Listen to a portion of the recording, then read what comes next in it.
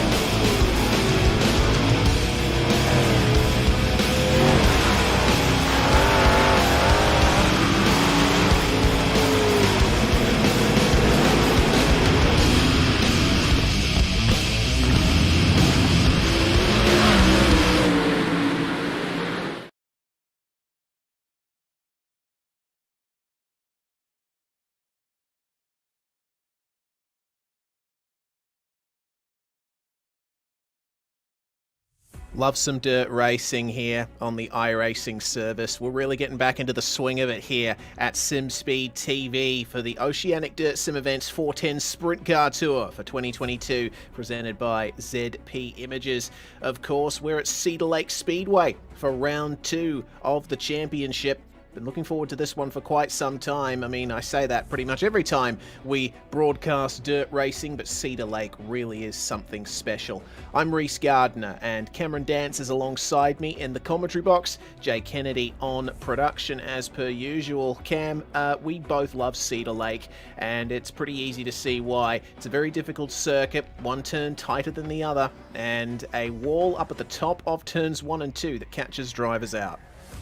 Yeah, this track really produces a lot of good racing, and we've seen over the number of events and races that we've broadcasted here at SimSpeed that it's just been amazing every single time. But like you said, that outside turn 1 wall seems to catch a lot of drivers out, and even that outside wall on the way down into 3 and 4 as well seems to do the same thing. So it's a little bit of a tricky track in trying to run right up against that wall if you're brave enough, but at the same time it has consequences if you get it wrong. That it does, and the drivers will certainly be facing those consequences tonight, but the drivers up at the top of the standings will certainly be hoping that they can avoid the worst of it. Speaking of the drivers up at the top, let's take a brief look at the championship standings going into this round. Aiden Bierlein, the American, coming home with the feature win last time out at Volusia Speedway Park, with Tim Ryan and Harry Stewart completing the top 3 there. The ODSE 360 Sprint Car champion Clayton Davies, they're in 4th place as well. It's only the first round of the series, Cam. These standings might look very different in a few weeks' time. Yeah, it's very possible that they're going to look very, very different, as we don't know what's going to happen. It's always been an unpredictable show as dirt racing every single time out, so who knows what the standing's going to look like in a few weeks. And even at the end of the series, we might even see the likes of someone else be at the top of the standings compared to Tim Ryan or Bierlein. So it'll be fascinating to see what happens here tonight and for the rest of the season. Yeah, one of the drivers notably missing from that top 10 in the standings is Joel Berkeley, one of the most successful drivers here in ODSE sanctioned events. He had a very unfortunate round last time out at Volusia. He'll be hoping to get some of that momentum back here tonight. Before the drivers go into qualifying with 2 laps and 3 minutes to set their times and grid up for the heats, we'll take a moment to thank our series sponsors. First off, ZP Images, a photography business run by ODSE competitor Zachary Fellon. He specializes in motorsport, action, and event photography, but he also likes to go behind the scenes, get the quiet moments to tell your story. If you want to check out his portfolio and get into contact with him, go to zpimages.com.au. This series is also brought to you by Fast Print Signs and Apparel, Broken Hill's go-to business for vehicle wraps, signage, and apparel. They do business, vehicle, and mine site safety signage. Plus, they stock a range of school uniforms for the majority of schools in the Broken Hill area. If you want to check them out, go to fastprintstudio.com.au. Now let's have a little moment here to think about the track at Cedar Lake Speedway. We did touch on it just before, right off the top of the broadcast, but it is a pretty difficult track here, Cam. It's deceptively difficult. It's a smaller circuit than the likes of Volusia from last week, but as we check out the drivers here on their initial sighting laps around the track in their in this final practice session before they go out, you notice that both turns are ever so slightly different to each other. Turns 1 and 2 here, a bit more heavily banked and a little bit faster. Meanwhile, here in turns 3 and 4, as you can see, very easy to feed the right rear to the wall, but you've got to be very careful not to go too high in those last couple of turns. As the racing goes on here tonight, we'll definitely be seeing drivers going very close to those tyres on the inside. Yeah, and also right up close to that outside wall as well. This track seems to not really favour one specific line. It seems to have this ability to sort of become a multi-groove racetrack, in that you find drivers right down on that bottom side of that racetrack where they're pretty much running over those inside track tyres. If they're not too lucky, they'll unfortunately end up spinning out. But it's one of those tracks that really does produce some really good racing and some interesting lines as well to try and maximise your grip when the track sort of does start to burn off a bit. Yeah, and the drivers will be hoping that the track burns off quite a bit in these last few minutes before qualifying. Well, they're not going to get much more of an opportunity because our race administrator, Brady Baldwin, has advanced to the next session. So now we really get into the meat of this event. It's time for the quick time session. Let's see who is the fastest around Cedar Lake Speedway. As you can see, the track's already been worn in quite a bit. There's a nice cushion through the middle of the road in the turns, but we'll see a lot more of a slick groove form as time goes on. In fact, you can even see the start of one forming there as well. That's very high there for the number 1 Blake Walsh 410 sprint car champion from the last time there was a one-off ODSE 410 sprint car championship. This is a full-on race series by contrast, so consistency is key. His first lap, 11 seconds, and we've been seeing drivers in the mid to high 10-second bracket go fastest as Hayden Vickers goes to P1. Blake Walsh just 1.5 tenths behind him. We'll see what he can do. Yeah, it looks like he's ended up finishing his lap, so it's only going to be 4th best at the moment. Provisionally, he's been beaten by Daniel Gow, Stevens, King, and Vickers at the moment, so he's dropped down to about 5th now. So slowly starting to tumble down the time. Blaine Desley, what can he do? He's going to cross the line, and he's going to set an 11.032, so he moves himself up the order quite nicely, puts himself in 12th position. Joel Berkeley, this man, not quite a great end to his night last time out, so we're hoping to bounce back here at Cedar Lake. What can he do? A 10.839 5.4, sorry, so not too bad of a time, but we'll see if he can improve on that. Well, going a little deep there in turns 3 and 4, might not go faster, and he doesn't, so Joel Berkeley will have to settle for 3rd overall. He's actually run pretty much the same time as Hayden Vickers, almost down to the 1,000th. Meanwhile, Harry Stewart finishing his laps goes P6. Braden Shute, meanwhile, going to P1 and the number 76. Excellent stuff there from Braden. We saw some great racing from him last time out at Volusia. We'll see what he can do here at Cedar Lake. Riley Bilson gets into the top 10 times overall, just setting a 10.924 to go 9th place. And of course, what a surprise. Tim Ryan comes out right at the very end of the session to set his times. And Tim Ryan is perhaps one of the best dirt drivers in the AusNZ SimSphere. Anyone who's raced against him and who's watched the SimSpeed broadcasts of ODSE events knows 10.836. Oh, but it doesn't look like he's going to be able to get P1 this time around.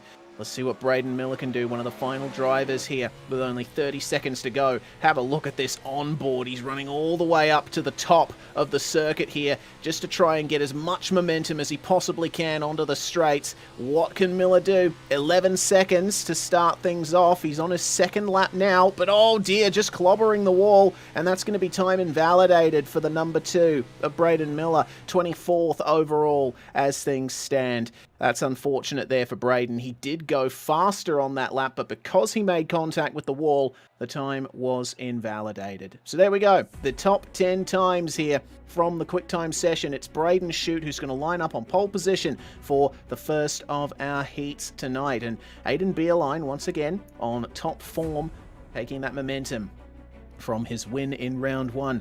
And he will start on pole for heat 2, but we'll go through the grid for the first heat here. Shute's going to start alongside Vickers on the front row. It's Lachlan Barbary and Nathan Norman on row 2. 5th and 6th are going to be Sean Stevens and Blake Walsh. Starting out of 7th is going to be Leo Heaton alongside Nathan Vanderwacker, with Tristan Yelland and Jaden Russell rounding out the top 10. The field rounded out by Tristan Cornford in car 84. And having a look at everything that's scheduled here, it looks like we're going to go for 4 heats tonight. And I think it's certainly going to be some very well competed heats as well. We've already got an excellent looking grid here for the first heat, not just in terms of the talent of the drivers involved, but also the liveries. I love looking at these cars. You always get some really creative designs when it comes to sprint cars. There's the format, Cam. Yeah, so we've got top 4 going through from each heat, 8 laps as well, so very, very quick turnaround across each heat, especially at about 11 seconds a lap, as we saw in qualifying, with even 10 or just under 11 seconds. So it's going to be very, very quick fire in the heats. And then you've obviously got the C main, where the top 4 go through to the B main. That's 12 laps. Then you get an extra 3 laps to sort yourself out in the B main if you make it through, and the top 8 from that will go through to the A main to complete the 24 car field, which will be a 35 lap A main tonight. Indeed, it's going to be very tight quarters here at Cedar Lake as the pace car pulls away. Braden Shute is going to lead them away here for this start in the first heat. One more lap here, and they're actually pulling back quite far from the pace car, just trying to get as much space as they can between themselves and that big old iRacing pace truck, because the pit entry is a little bit different here at Cedar Lake. The pace car is going to go down the main straight and off at turn 1 to enter the pits. There it goes into the lane, and Braden Shute goes early, very early, and takes everyone by surprise, leads into turn 1, but already we see the number 47 of Lachlan Barbary trying to make things difficult there, unfortunately losing a bit of momentum in the first couple of turns, side by side with Nathan Norman and Sean Stevens involved in that as well. Very good racing to start things off here tonight. No big crashes so far. I see Hayden Vickers in second, already starting to guard the entry, the inside of these turns, but it's looking incredibly difficult here in the midfield. Nathan Norman currently holds on to 4th place, but he's going to lose that to Blake Walsh. Remember, these guys are fighting for the transfer spot. You finish behind 4th place, as it looks like Nathan Norman will, and we've already got a driver over on their side there. Unfortunate goings here in the first heat. Looks like it was Leo Heaton that ended up getting onto his side there. But 4th place is going to be the position that we're watching. You finish behind that, you have to work your way through the consolations. Yeah, Nathan Vanderwacker currently holds on to that final transfer spot. He's got Blake Walsh all over his tail tankers. That's in the wall. Hayden Vickers ending up catching the outside wall, and that is going to be him dropping straight to the back. Big shame for Vickers there. We're only a couple of laps away from checkered flag in the first heat of the night. Walsh moving up to 3rd, puts Vanderwacker back to 4th. Where's Sean Stevens? Oh my goodness, fighting very hard there with Blake Walsh is Sean Stevens. Braden Shute takes victory up ahead of them. Barbary finishes 2nd, Vanderwacker 3rd, and it looks like Sean Stevens just getting Blake Walsh on the final lap. That is your top 4. They'll go through to the feature, and there you go. Those are the results. Blake Walsh coming home in 5th place despite holding onto a position in the transfer window for the majority of that heat. Jaden Russell will come home in 6th. Then it's Cornford, Yelland, Vickers and Norman, your top 10. Unfortunately, they're in 11th place. Ends up being Leo Heaton, crashed out and on his side. A retirement there for sure. Have a look at this field, meanwhile, for Heat 2. It's Aiden Beerline and Joel Berkeley on row 1. Brenton Hobson and Daniel Gow line up 3rd and 4th. It's Cooper Wilson and Ayrton Smith that round out the top 6 In 7th place is going to be Richie McLeod, who has won races in sprint cars and ODSE in the past. He starts alongside John Schultz, who is also a very strong competitor. Scott Butler, Braden Morosky, and Vincent Skilbeck rounding out our 11-car field here for the second heat. And Vincent Skilbeck, as I mentioned last round, he's a driver that we usually see racing the V8 on the road racing side here in iRacing. But jumping into the sprint cars here for the 410 Sprintcar Tour. Another formation lap here with Aidan Beerline and Joel Berkeley leading the way, and you will notice a very prominent cross there on the front wing of Aidan Beerline's pink and black car. He is a man of God, and he likes to thank Jesus Christ every time we interview him. He'll be hoping that there's some divine power with him tonight. Also, a hello to Aidan Beerline's mum and dad, who will tune in to watch his races. We obviously got up at some ridiculous hour to watch your son race, and it looks like you've already got something to cheer him on for as he leads. Coming through the first lap, Berkeley, though, under a lot of threat there from Brenton Hobson, at least for the time being, and looks like top three starting to break away from the rest of the field. Hobson goes low there, trying to perform a slide job on Joel Berkeley, potentially. It hasn't worked out for him. Falls back into the clutches of his teammate Daniel Gow, and it looks like the top two really starting to put a number on everyone else. Berkeley is starting to threaten Beerline, but we look at Ayrton Smith here. He's got Brenton Hobson and Daniel Gow with him, and they're fighting for the transfer spot, Cam. Yeah, and they've just had pretty much the entire rest of the pack catch up to them as well. John Schultz and Cooper Wilson in there as well. Oh, it's Wilson getting right around the outside, clipping the wall, as a matter of fact, to try and get that position off of John Schultz. So he's managed to do that. He's going to throw a slide job to the inside in 1 and 2, but he's not going to get the drive off the corner and nearly makes contact with Smith. Yeah, Cooper Wilson falling back into the clutches there of John Schultz and Richie McLeod, as Joel Berkeley hasn't been able to quite catch up to Aidan Beerline. Beerline has gotten some great pace out of that number 13 machine, and he's starting to pull a gap now, but Hobson and Smith battling over the transfer spot here. What can Ayrton do? He is running the helmet of the Formula One driver of the same name to the inside of Hobson. He's going to try and work his way past here. Is it a slide job? Yes, it is in turns 1 and 2, but it doesn't work. Hobson cuts back on him. Beerline wins ahead there. Berkeley in second. And oh no, Brenton, he's fallen down to 6th place. Looks like Brenton Hobson holds onto that transfer spot. Cooper Wilson just snatching 5th at the line.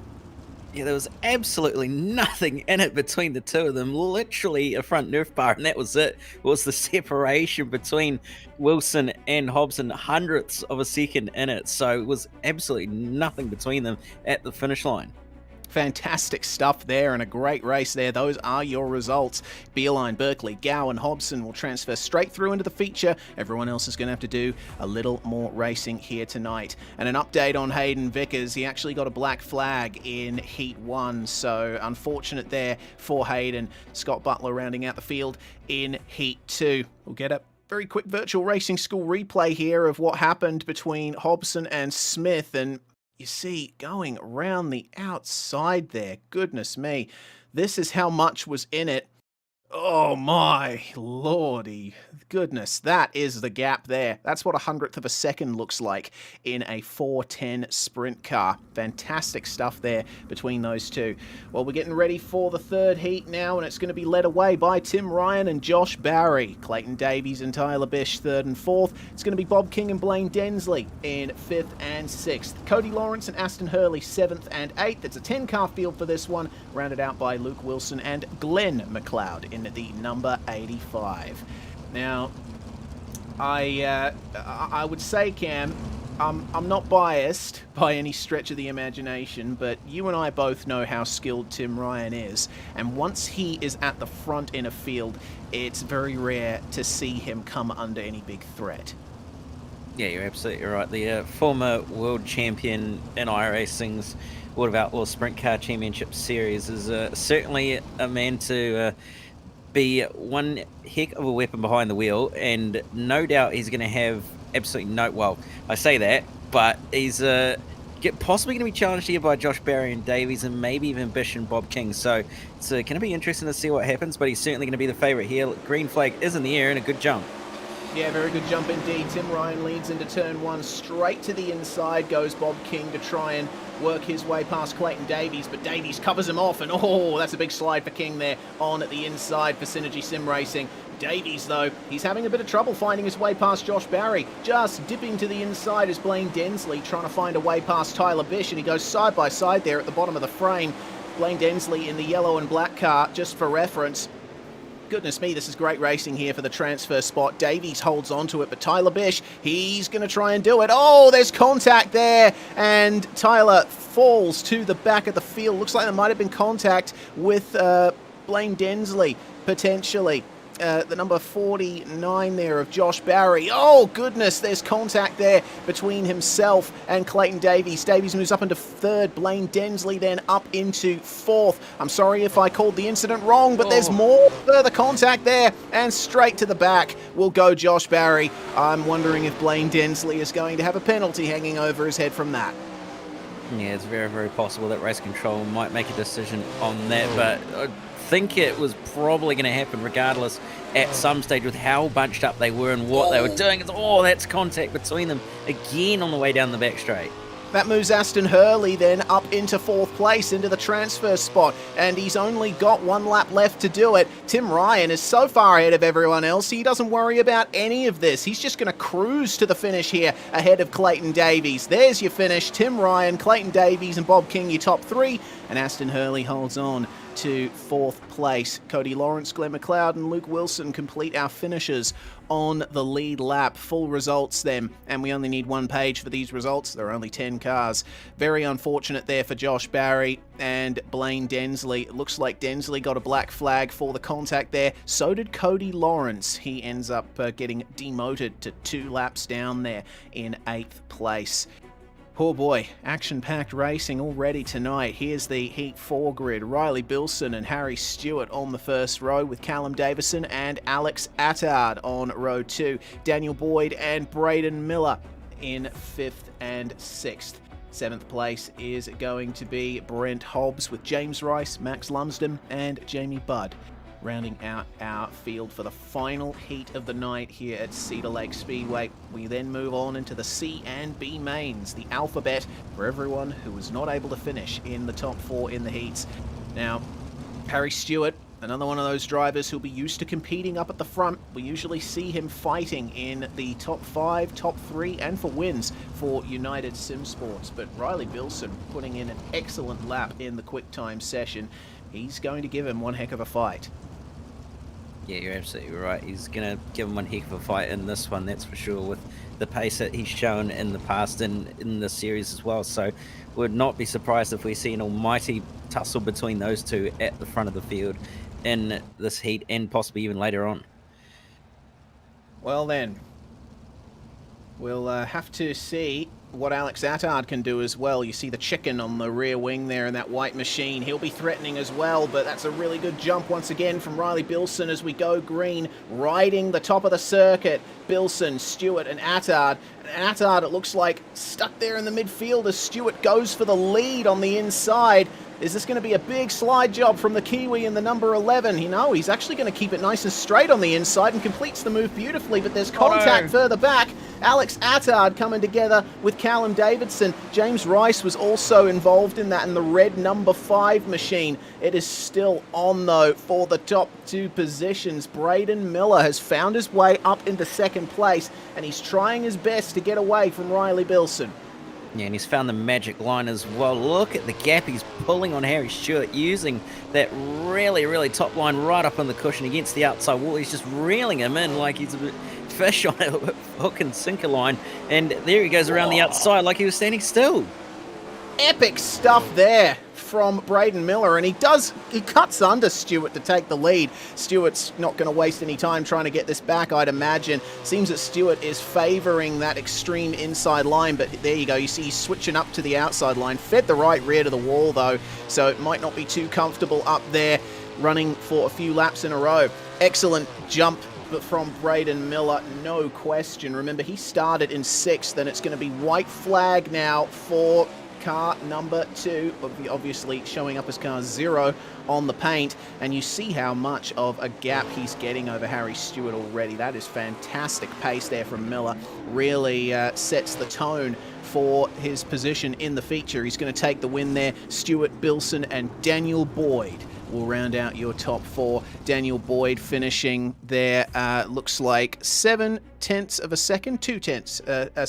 a second, sorry, ahead of Jamie Budd, with Max Lumsden coming home in 6th, Alex Attard recovering to 7th, and it's Hobbs, Rice, the last finishers. Callum Davidson, unfortunately, having to retire thanks to a black flag from race control for his part in that incident in the midfield. Let's go then to the C main. These are all the drivers that weren't able to make it into the top 4 in the heats. McLeod, Lawrence, Hobbs, Vickers, Morosky, and Barry are your top 6. It's going to be a 13-car field with James Rice, Nathan Norman, Vincent Skilbeck, and Blaine Densley rounding out the top 10. Then it's Callum Davidson. Black flag just before. Leo Heaton, unfortunately, crashing out of the first heat. And the 13th car, lucky 13, is going to be Scott Butler in car 94.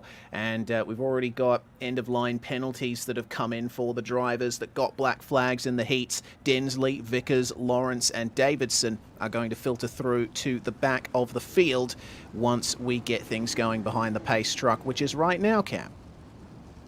Yeah, so there's going to be a few drivers going to have their work cut out for them a little bit in this consolation race. The likes of, obviously, those that have gotten black flags, Densley, Vickers, Lawrence, and Davison, they're going to have to work their way from the back of the field. But there is a few drivers in here who I don't think we really would have expected either. So it's going to be very, very hotly contested to try and get into that top 4 to try and make your way into the B main. Yeah, drivers like Hayden Vickers, like Cody Lawrence, like James Rice as well, Nathan Norman too. We would usually expect them to be in the feature nice and clearly at the start of the night, but hasn't gone quite to plan for the majority of the drivers in this field. Let's see who's lucky enough to finish in the top 4 and transfer through to the B main. Richie McLeod leads the way into turn 1 on the inside, trying some momentum around the outside is Josh Barry, and he's going to be taking Nathan Norman with him. Look at the pace that they have there around the outside. There's so much more speed that you get off the top of these turns, but of course it is a very fine line that they're running. Yeah, it absolutely is a very, very fine line, and it's all going to take just a slight miscalculation by literally an inch, and you're going to end up in the wall in a very, very dramatic way. So it's going to be very much risk versus reward for a lot of these drivers, especially those coming through from the back that had end-of-line penalties. But so far, everything's clean, everything's fine, and at the front, it's very much a battle between those top 3, with the final transfer spot very hotly contested as well. Yeah, have a look at that fighting that's going on there. Brent Hobbs currently in 4th place, and he has got Leo Heaton and Blaine Densley battling for 5th behind them. And all of that battling might end up losing them time to Brent Hobbs. He's looking pretty comfortable there in car 64, just up ahead of them. In fact, he's starting to threaten McLeod and Norman here for the last couple positions in the top 3. Josh Barry has taken the lead successfully, and it looks like Nathan Norman running that outside line. Look at the drive he's getting off the corner. Richie McLeod cannot make use of the full width of the track there. And looks like the car's looking a little unstable now there, as there's a big slick groove in the middle of the racetrack. Richie might have to switch up to the outside line soon, but maybe he's feeling a little more comfortable there. Maybe his car is set up more for that inside line. Have a look at that fighting meanwhile between Leo Heaton and Cody Lawrence, and oh dear, that's going to be Heaton into the wall, and big crash there for the 2nd time tonight for Leo. He has escaped back to the pits. An absolutely torrid night there for Leo. We hope that he'll be able to come back stronger. Next round is, oh my goodness, that's big there. Blaine Densley goes tumbling over thanks to that incident there with Richie McLeod in the midst of it. We're almost at the end of this race. It's only 12 laps long, and Josh Barry leads the way out of the final couple of corners to get the white flag. He's currently 1.2 seconds ahead of Nathan Norman and Richie McLeod, who are still trying to fight their way through. But through the final corner. Here comes, does Josh Barry. An excellent victory there in the B main. It's going to be Norman and McLeod completing the podium, and Brent Hobbs, well, he was untroubled there due to all the battling behind. Oh dear, actually it looks like Brent Hobbs was given a black flag for an incident out on track. He must have played a part in one of those crashes we saw. That promotes Cody Lawrence up into the top 4, Cam. Yeah, so he's going to end up falling down the order, and as a result, Lawrence ending up inside that top 4 in the end, and will make it through to the B main, thankfully, so not quite night over just yet for him. Of course, it's a good comeback there from Lawrence getting a black flag himself. We're going to get a quick replay thanks to our friends at Virtual Racing School. This is what happened with Brent Hobbs. Yeah, making contact there with Richie McLeod, and then up into... That was... it was Blaine Densley that he ended up making contact with there. Very unfortunate that those two came together, but race control right on it. Meanwhile, let's go to the B main. Oh my goodness, it's going to be 15 laps headed up by Blake Walsh and Cooper Wilson, with Glenn McLeod and Jamie Budd third and fourth. It's Jaden Russell and Ayrton Smith who round out the top 6. In 7th is Luke Wilson alongside Max Lumsden, with Tristan Cornford, John Schultz, Tyler Bish and Alex Attard rounding out your top 12. And in the final few positions, Tristan Yelland in 13th. And the final 4 positions are our top 4 from the C main: Barry, Norman, McLeod, and Lawrence, thanks to that black flag for Brent Hobbs. So, bit of a longer race here, Cam. And this is going to be one with a little bit more of a chance for drivers to get up into the feature. It's the top 8 positions that transfer through here.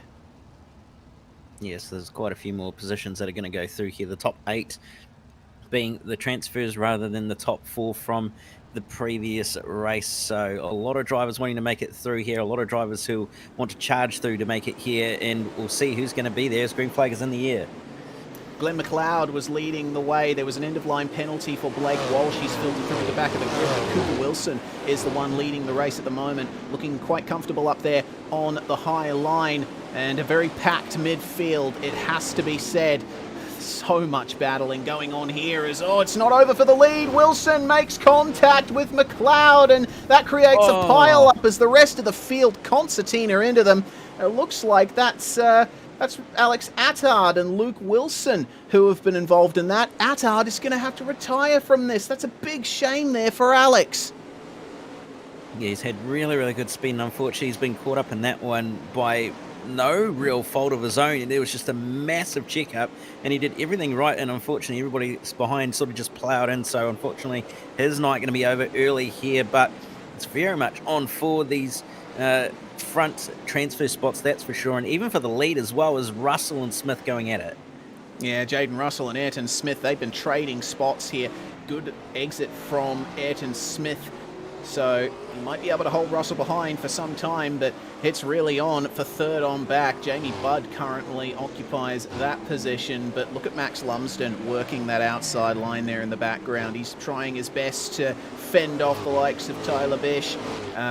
Meanwhile, that 8th place is held by Josh Barry. He's got Blake Walsh just up behind him, so that's going to be an interesting battle there for the top positions. And just moving up into 9th place is Nathan Norman, trying to make a late charge meanwhile, coming up into the last few laps of this race. But Josh Barry, it seems, comfortable in 8th for now. We ride on board with Nathan Norman as he chases down the number 49. Yeah, you can see there on board here at the moment how intense it is, running right up on the top side up against that outside wall, literally wheeling it all the way around, especially through 3 and 4, putting plenty of opposite lock in it, trying to keep the thing pointing in a straight direction and not put it in the wall as well. It is full on out there. Meanwhile, it is full on in this mid-pack of the field as well. 3 and nearly 4 wide for the final transfer spots. Josh Barry going to make it 3 wide, go straight up the middle of them to get into the top 7. He's going to get driven around the outside though by Jamie Budd, nearly, as Budd gets no! from behind. Oh, and gets collected as well for good measure. It looks like that's Jamie Budd's race over. Very unfortunate. That promotes Richie McLeod there into 8th place as John Schultz and Josh Barry start to trade positions just up ahead of them. Tell you what, it is still quite close throughout this entire field.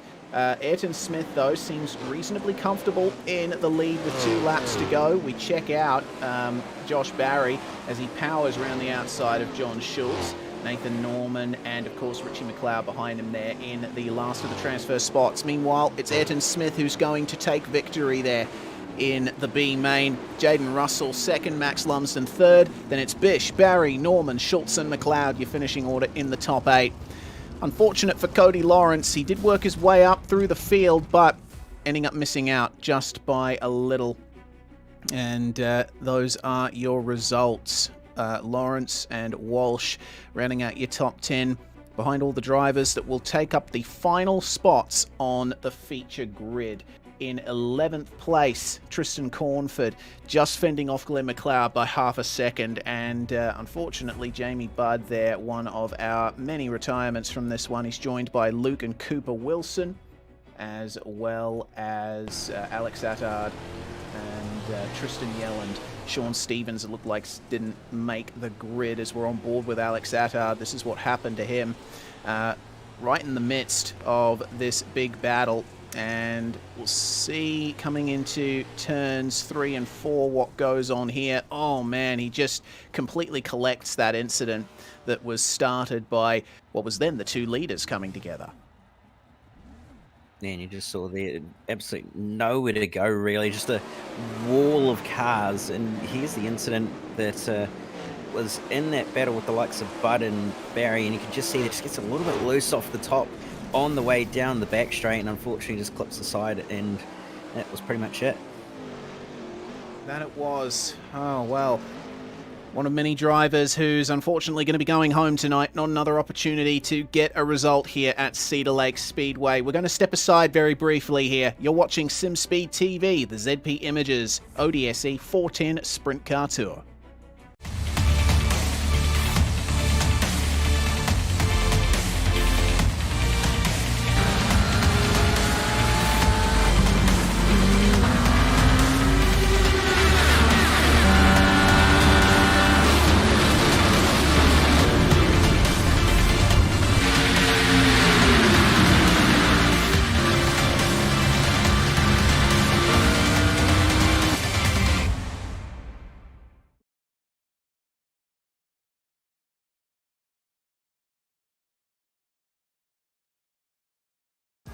This is iRacing, the world's premier online racing game.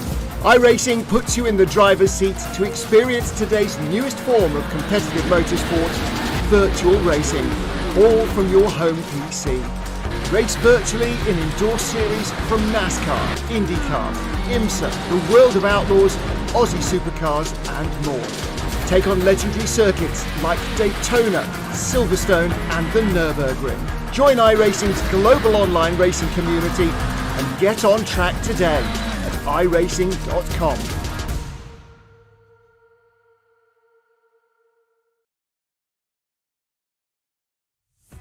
You're watching the Oceanic Dirt Sim Events 410 Sprint Car Tour presented by ZP Images. Round 2 here at Cedar Lake has been a little bit scrappy at times, but certainly we've gotten some great racing and it's been a very fun night so far. We're coming up into the feature. I'm Reese Gardner, Cameron Dance alongside me with Jay Kennedy on production. Here is the grid for the feature. It's going to be headed up by Braden Shute in the number 76. Aidan Beerline, winner of round 1's feature, will start alongside him. Tim Ryan, former World of Outlaws iRacing Sprint Car champion, starts alongside Braden Miller, with Lachlan Barbary and Joel Berkeley rounding out the top 6. Clayton Davies and Harry Stewart are going to start 7th and 8th. The top 10 rounded out by Nathan Vanderwacker and Daniel Gow. Then it's Bob King and Riley Bilson who round out our top 12, Cam. Then you're going to have in 13th and 14th, you're going to have Sean Stevens and Brenton Hobson. 15th, 16th is going to be Aston Hurley and Daniel Boyd. with Ayrton Smith and Jaden Russell on row 9. Row 10 is going to be Max Lumsden and Tyler Bish, Josh Barry, Nathan Norman, John Schultz, and Richie McLeod. Transferees from the B main to round out your 24 car field. Nice round number, and it's guaranteed pretty much every round. Awesome to see. Well, they pull away here behind the pace car, and there's no track reset here for the feature this time. The drivers will be racing on the same track that's evolved throughout the night. No reset to completely fresh conditions, which really makes a difference in dirt racing. A lot of drivers prefer the track to be worn in quite a bit, as opposed to fresh clay, nice and soft. Plenty of grip available on a fresh track, but it's a little bit harder to race on a track like that.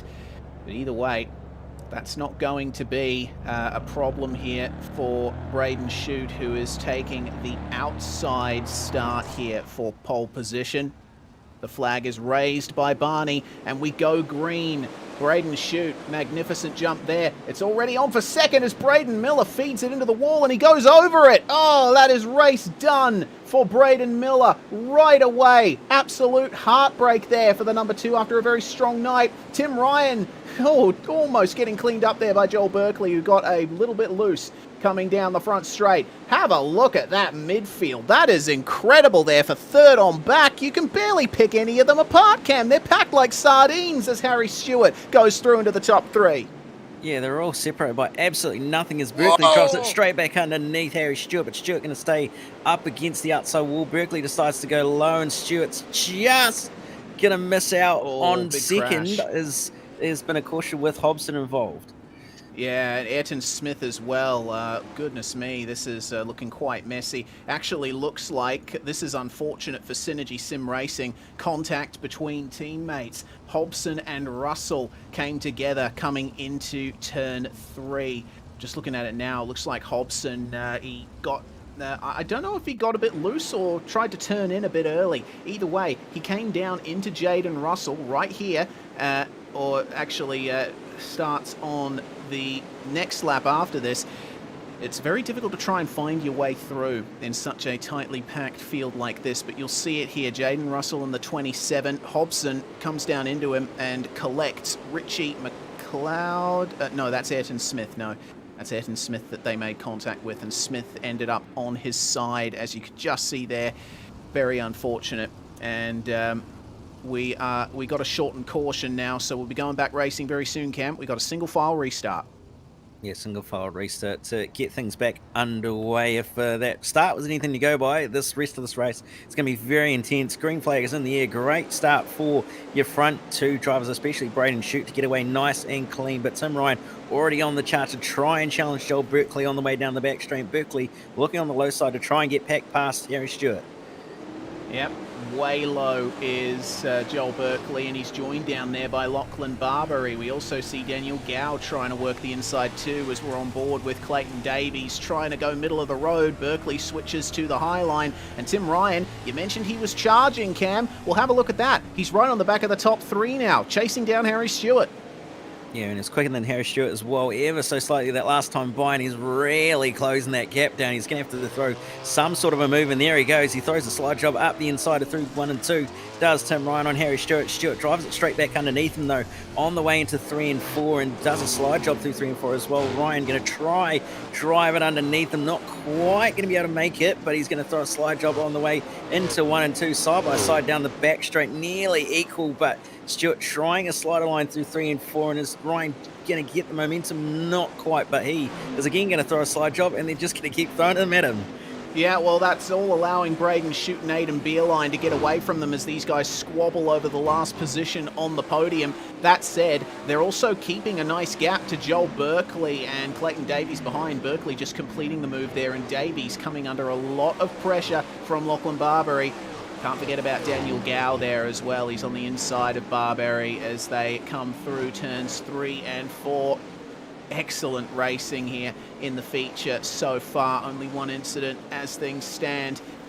but everyone just trying to sort out their own little bit of real estate out there on the track. It looks like Tim Ryan has completed the move on Harry Stewart and has pulled away. Let's see what he can do to get up to the back of the previous round's winner, Aidan Beerline, as we check out the number 41 of Tyler Bish. He's got Aston Hurley right behind him, battling with Sean Stevens for position 11. Aston Hurley is just behind these guys as well and working that inside line very well, as that's a spin there for Tyler Bish.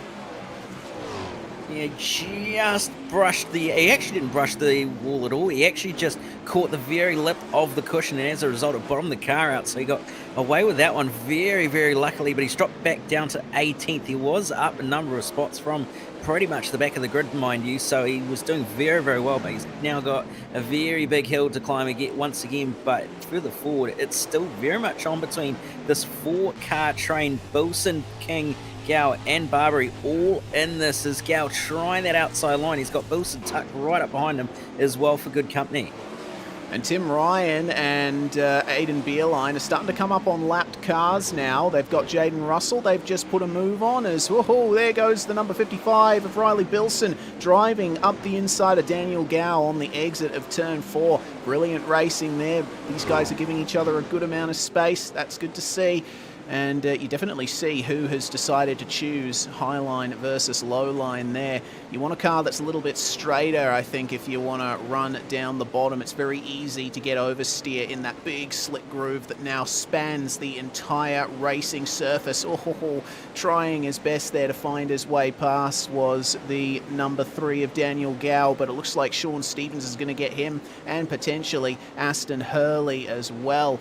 Barberry, almost 3 wide there with Bob King and Riley Bilson. This is great racing for the last position in the top 10. It looks like that's a problem there for Aston Hurley. Just lets Sean Stevens go, and it looks like there's a change for 4th as well. Harry Stewart's moved down to P5, and look a little bit messy there with Clayton Davies. Does the slider, tries to get back by, but Davies cuts under him.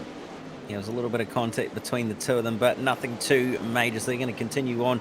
But they've allowed Joel Berkeley to slightly close up on them as a result, but all the squabbling behind is going on, as well as Ryan making his way through lap traffic again, running right up on that top side. You can see the gap closing down more and more each little bit as they go through the turns. Not quite as strong through 3 and 4, but very much so through 1 and 2. And you can see how rough it is by the body language of the car from Tim Ryan as well. And you can see their lap traffic really not helping Beerline here. Not helping Braden Shute either, because the lead is back on, and Beerline almost getting his right rear into the wall there as these guys try to pick their way past the lap cars. Beerline goes low. Oh no, now he goes high. Goodness me, it's on for the lead, and Braden Shute, he could lose it here. Oh, he stays in front of Beerline, but then Beerline cuts underneath him and takes the lead. Magnificent move there from the American. Can he hold them off? The top 3 are all together here, and we're almost at the end of the night here. We've only got 8 laps to go. It's Beerline, Shute and Ryan trying to pick their way through all of this lap traffic, and it's so difficult to try and pick your line here. Everything just comes so thick and fast in dirt racing. Shute's now coming under pressure from Ryan. Yeah, Ryan's trying to find a way on by and gets held up by lap traffic. Touchdown, your there. boy! And that's going to really hurt him. He's dropped off the back of Shute now, but he's going to try and recover that one as Beerline's around. Oh no! Oh dear, that he goes tumbling over, and the caution flag is out. Oh, Beerline, is he going to stay out on track? Is he just waiting for everyone to go by him? Will he be able to get that thing turned around? He's losing positions quite substantially. Hopefully his night will be able to continue. Let's see what on earth happened to bring out that caution. So Beerline has Shute behind him. Does Beerline make contact with a lap car? No, he loses it by himself up at the top of the circuit, just rubbing that wall there, I think. Doing what you mentioned another driver did before, Cam, just grabbing the cushion and the car bottoming out. Yeah, it just looks like what happened. It didn't even hit the wall. It just bottomed out on the very top lip of the cushion, unfortunately, and around it went, as we've seen before. So, unfortunately, he's looking like he's going to continue on, but that was a very, very heavy hit and not what he will have wanted at all. That's really going to have hurt his championship as a result. Yeah, certainly would. That's the onboard view there. Well, he was already trying to counter steer, but the car was just too far gone. And that's a big shame there for Aiden. He's pulled into the pits. It seems that he has quite a bit of damage on that machine. Drivers do get a fast repair in this series, so Beerline will be able to continue, but he's not going to finish anywhere near the top 10 with only 6 laps to go when we go green again. Braden Shute in the lead now, blameless in that incident. He merely collected Beerline when he'd already started sliding, but now he's going to have one heck of a charge to fend off from the number 98 of Tim Ryan. We've got Clayton Davies there as well, and Harry Stewart up in the midst of everything too. This is going to be a fantastic finish. Yeah, this is really going to be a very, very heated finish. And what this has done is really compacted the entire field. As you're going to have Berkeley, Ryan, and Davies and Stewart all within reach of the lead. Green flag is out. Tim Ryan, not a great amount of grip off the start there, so he got a little bit of a wobble on. But they're back in racing, and the top 4 is nose to tail at the moment. Shute's broken away nicely, but it's all on behind for the final spot on the podium. Fantastic racing. Tim Ryan almost getting into the wall. Oh, there's a mistake from Shute. Mistake up the top. He's still fending off Ryan. There goes Joel Berkeley trying to slide it to get up into third. Oh, goodness. Tim Ryan and Braden Shute make contact. And, Tim Ryan, he's going to hold on to the lead there. I don't know if there's going to be a black flag from race control for that contact, but Clayton Davies finds himself now in the lead by half a car length, and even across the line, it's all going to be on here in the final 2 laps of this race. Tim Ryan gets the lead back. Joel Berkeley on that late charge and the bright yellow machine. He's getting up the inside of Clayton Davies, but he's not going to get the traction. And it's a white flag. Clayton Davies versus Tim Ryan. Tim Ryan gets an excellent jump there, and Berkeley's going to move up into second. Last chance to get the lead there. Almost gets into Ryan, and here he comes. Tim Ryan across the line. He's going to take victory. Berkeley and Davies, your top 3. Harry Stewart in 4th, and it looks like Riley Bilson has been demoted there out of the top 5. Bob King is going to take 5th place. At the end of it all, Aiden Beerline, it looked like he was still in the pits, and he'll be classified 21st out of all of that. But man, Braden Shute, well, that's big heartbreak for him. He had it all to play for on that final restart, and it looks like there's going to be potentially a bit of a review by race control of certain aspects of that result after what we've seen. But we'll go through the unofficial results just to round things off here tonight. Oh my goodness, we barely get a chance to catch our breath here. Tim Ryan crosses the line 4/10 ahead of Joel Berkeley. Clayton Davies, Harry Stewart and Bob King, your top 5. Then it's Riley Bilson coming home in 6th. Braden Shute, well, he was in 1st on the restart, but has to settle for 7th at the end of that, with Lachlan Barbery, Daniel Gow and Josh Barry rounding out your top 10.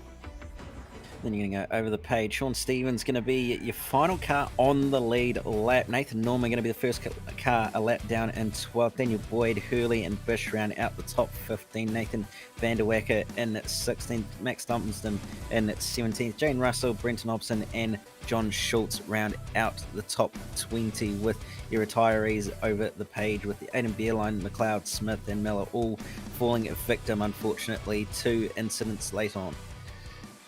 Well, one more replay thanks to our friends at Virtual Racing School. This is what happened between Tim Ryan and Braden Shute in the last few laps. So Shute doesn't get the best of exits there and allows Ryan to catch right up to him. But it's when they come into turns 3 and 4 here, Ryan tries the slider, but Shute is still there on the outside and gets fed straight into the wall. That's a big shame there, but it looks like, for the time being, Tim Ryan is going to keep the race win from that. Doesn't look like it was a full-on penalty-worthy move there. Obviously, Tim Ryan won't be happy that that incident happened. He is a fair racer, is Tim, but I think he'll still be happy that, actually, it looks like we're hearing, it's a bit unclear at the moment, Cam, whether Tim Ryan might keep this win. We're hearing something about Tim being demoted thanks to that incident. But we're still not sure. I'm seeing a "yeah, that's fine" from Tim Ryan, Cam. I think that might be confirmation that he is getting demoted. Yeah, it sounds like it might be the case. So Race Control has made a decision by the sounds of it. So it promotes Harry Stewart into the podium, and it actually promotes Joel Berkeley into the feature win. That it does. Well, we'll wait here. Actually, I don't think we'll have to wait. I think we should have a chat to all 4 of the drivers here that are in the interview booth. I think first up we will go to Joel Berkeley, confirmed feature winner, it seems. Joel, well, round 1 didn't quite go to plan for you, but it seems you got your mojo back for round 2. Oh, I don't know if you called my mojo back. I think I got more kissed on the... got very lucky tonight. So, yeah, you got to take it where you get it, and when the others take each other out, well, you got to make the most of an opportunity that arises. Yeah, the racing has been a little bit scrappy this season, but certainly it's been fun to watch in the broadcast booth. How is it from your perspective? Because Cedar Lake, it always puts on one heck of a show, a very tight track. Yeah, I'm just so far behind the 8 ball with setups and running these cars at the moment, but the guys up front have been putting an outstanding showing, and I think last week if I had a bit more luck and didn't be like an idiot in qualifying, I probably would have been up there, but tonight I definitely... I think best I had was a 5th place car, and yeah, just lucky, and I guess it means I've got to put some more work into the coming up weeks and see what we can do there. Indeed. Well, congratulations for what has become the feature win for you, and certainly you'll be hoping that there is more to come. Before we let you go, is there anyone you'd like to thank, Joel? Yeah, hopefully in the coming weeks we can be up front with everyone else and see what we can do. And yeah, but look, massive thanks to the guys at Slick Sim Sport for all they do. Even though I'm never around for what they do, and try and support them where they can. And yeah, hopefully get some more laps in for the next coming weeks and be a bit more prepared than a 5th place car, but it's ended up with a win somehow. Indeed. Well, that's Joel Berkeley there, feature winner after a penalty for Tim Ryan. Next up, we've got 2nd place. It was 3rd place on the road, but promoted to 2nd. The number 50, Clayton Davies, stood by with Cam Dance. Yeah, Clayton, not quite the win, but still, and probably not quite how you expected to get 2nd, but nevertheless, still a very, very strong night in the end. Yeah, I kind of think after that we probably should have ended up on top. I got squeezed in that last corner, and finishes how it is, but we'll come back next week and come back stronger and try and pick up the W. Now, obviously, no track reset this week, so probably a little bit different to what everybody else was used to for the most part. I think, did you find the track formed into a sort of racetrack that was really, really good, or did you find that it was probably a little bit too far gone by the end of the race? No, I think the track was definitely where it needed to be. Tracks like this and how it is really bring out who can manage the power underneath the car. Usually when you still have a bit of grip here and there, that it's anyone's race, because depending on your level of skill, if you can keep it in the moisture, you're still fast. To where if there's no moisture around, it's all on driver, and it definitely showed the cream to the crop of the drivers of Australia who rose to the occasion and drove really well in this race. Yeah, certainly it proved a challenge for a lot of drivers, but also really showed out who seemingly has their hands on these cars at the moment very much. Well, Kokomo next week, from far different tracks, obviously Cedar Lake, and what the first 2 rounds have been at Volusia as well. Is it a track you tend to go well at and tend to enjoy more than the first 2 rounds? Yeah, I like Kokomo, especially since the recent physics up and aero update that it's actually put on a lot better racing, multiple lanes, and I think that you're gonna, for the people who spent some time away from the sim, getting to watch back, it's gonna be a real eye opener to your opportunities for passing and different different ways you could go about your race and different setups. Well, before we let you go, just any thanks and any shout outs? Yeah, first I'd like to thank all the boys back at Sim Sports for the encouragement and just all around good guys. But partner-wise, I'd like to thank Hobbs Trenching Boring, ABR Setup Shop, Alex, always helping me out, Sydney Computers, AJ Insurance, Transform Media, Pixabox, CD Simtography, 27 Designs, Western Machine Shop and Lalique Oil. You guys for putting on the fantastic broadcast as always, and Brady and all the guys at ODSE for putting on the league. It's good to have one back. Well, thank you for words, and hopefully we can talk to you again next week. Hopefully go one better and put it on at the top step of the podium. And Reese, I believe you are standing by with our now confirmed final podium sitter. Indeed. Number 11, Harry Stewart. We had a chat to you last week, Harry, and it's another podium for you here tonight at Cedar Lake. It must feel good. Yeah, it feels good. I sort of just had to capitalize on the incident between Tim and Braden, and yeah, I was pretty garbage in that feature, so I was just happy I finished. Yeah, it did look like you were having some trouble keeping momentum up through the corners. Was that a setup issue, or the track not really developing as you liked? It's just lack of experience at the moment with running the top. You got to sort of stay on and do a lot of laps to be really consistent up there, and I just sort of haven't been putting in the work, and yeah, it sort of shows compared to like Braden, Tim and Clayton sort of just dominating everything at the moment. Well, I think it really shows how tight this track is, the fact that you guys were coming up on lap traffic. What's it like for you as a driver up the front trying to work your way through drivers that are in their own battles? It's has its challenges, but it's usually pretty cool because you don't really get there with how many yellows we usually get in these races, and it's a nice change when you get there, but you definitely have to sort of look at where the guys are running in front of you a few laps before you get to them, and then sort of see what you can do to get around them. Well, get around a few of them you certainly did, and we said that Cedar Lake was a tight track, but we go to Kokomo next week, even tighter. Are you looking forward to that one? Yeah, Kokomo I almost won, I think, the first year of the 360s there. I led 39.5 laps, and Highland passed me on the last corner, so it's probably one of my stronger tracks. Just got to sort of put it together and qualifying to start up front. Well, we'll see what happens there next week at Kokomo. Who got it done for you tonight, Harry? Just everyone United Sim Sports, Titan Garages, 87 Creative, KCLD Cleaning, Velocity Sim Lab, and Brady for putting on the league, and you guys for broadcasting. Great podium there for Harry Stewart, and that brings to an end proceedings for tonight. Cam, what a night of racing that was, but next Wednesday we go to Kokomo, as we have said, from 8 this time Australian Eastern Daylight Time, because daylight savings is coming to an end over here, so keep that in mind. I'm looking forward to seeing how the drivers will navigate this tight track, especially considering how the drivers we talked to, talking about those physics updates, making Kokomo a lot more raceable. Yeah, it'll be fascinating to see what sort of racing we see at Kokomo next week with obviously those big updates to not only the track but also the car as well. And I don't think we've really seen these cars around here since then, so it'll be really fascinating to see what happens and what sort of racing we're going to see, and possibly even what the track's going to do as far as what sort of lines we're going to see.